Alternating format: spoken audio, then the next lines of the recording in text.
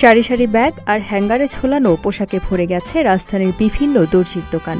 ঈদকে কেন্দ্র করে চাপ বাড়ায় রাতভর কাজ করছেন কারিগররা। রোজার শুরুতেই অর্ডার নেওয়া শেষ পর্যায়ে বলে জানিয়েছেন টেলার্সগুলো। ঈদের পোশাক বানানোর জন্য দর্জিদের খুঁজে বেড়াচ্ছেন কাস্টমাররা। নিজের পছন্দের মতো করে একটি পোশাক বানানোর জন্য কেউ ধরছেন হাত, আবার কেউ ধরছেন পা। সোশ্যাল মিডিয়াতে এমনই নানা রকম ভিডিও দেখতে পাওয়া যায়।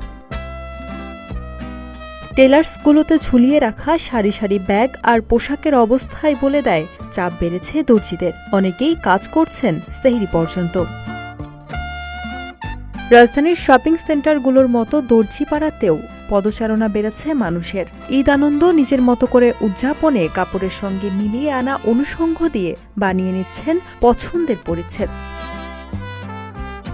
এক দর্জি বলেন, ঈদকে সামনে রেখে রমজান মাসে অনেক অর্ডার আসলেও ঈদের পর অর্ডারের এত চাপ থাকে না বলে জানিয়েছেন তিনি।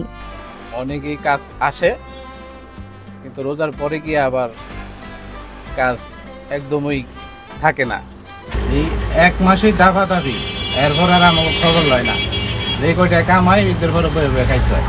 তিনি বলেন, কাস্টমারদের অনেক সময় অনেক রকম ডিজাইনের চাহিদা থাকে, যা আমরা প্রায় সময় সেই চাহিদা মেটাতে পারি না।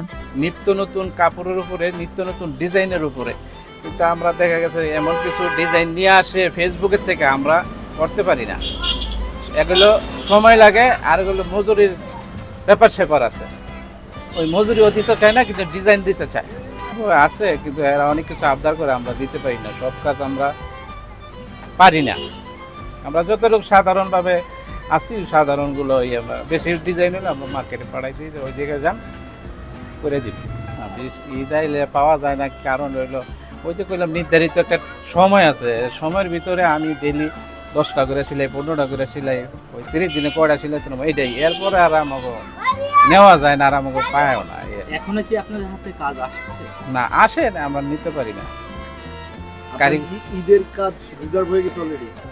না, ঈদের কাজ তো রিজার্ভ হই, তারপরও কিছু কিছু পার্মানেন্ট কাস্টমার আছে, 2-1টা নিয়ে আসে, পারলে নেই বা না পারলে নাই।